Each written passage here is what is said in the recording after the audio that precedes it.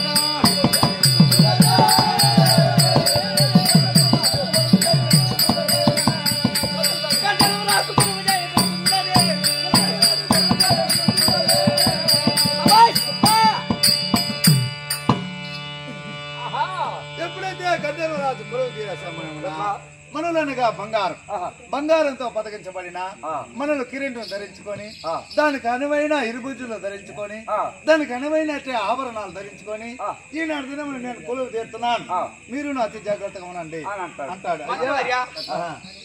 ఎట్లంటే నేను ఎవరు నా యొక్క వృత్తాంతం చెప్పలేదంటున్నావు. ఎప్పుడంటే మా తండ్రి హనుమంతుడు వివాహమై 42 రోజులుగా 40 సంవత్సరాలుగా పుత్ర సంతానమే లేకుండా ఉన్నాడు. అవును.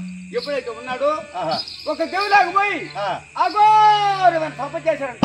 ఎవరి గురించి? పుత్ర సంతానం లేదు, బ్రహ్మదేవుని గురించి ఘోరాతి ఘోరమైన తపం చేసినాడు. అందులో అప్పుడు ఎప్పుడైతే తప చేశాడో అప్పుడే పుత్ర సంతానం కలిగి నా పేరే గైడు గంధర్వరాజేంద్రుడు. గవులా కూర్చొని మీ తండ్రి గారు తపస్సు చేసినాడు కాబట్టి గయ మహారాజు అని పేరు పెట్టినాడు.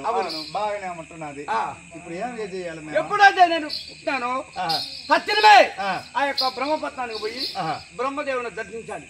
చూసినావయ్యా, ఎప్పుడైతే ఆ యొక్క బ్రహ్మదేవుడి వరంలో ఈయన ఎప్పుడైతే పుట్టినాడో నిత్యం ఈయన పుట్టినప్పటి నుంచి నిద్ర లేస్తానే తలస్థానం ఆచరించి నేరుగా పోయి ఆ యొక్క బ్రహ్మదేవుని దర్శించినాకనే ఏ పనులైనా చేస్తాడంట. ఫస్ట్ ఆ యొక్క బ్రహ్మదేవుని దర్శించుకొని తదుపరి పనులన్నీ వెనక. అయ్యా